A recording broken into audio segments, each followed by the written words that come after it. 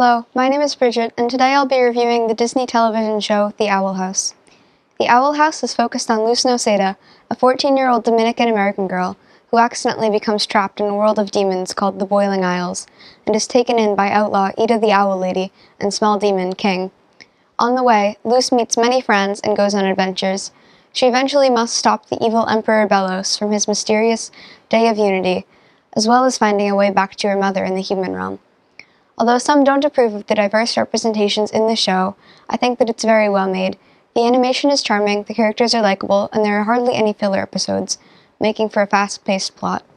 Unfortunately, it has been cancelled by Disney for not fitting their brand, and its third and final season will consist of 3 45-minute episodes.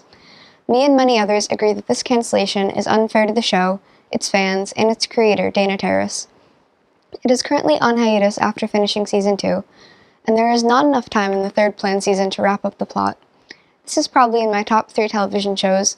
I would rate it a 9 out of 10, only because it is a lot more complex and darker than the simple cartoon style leads viewers to believe.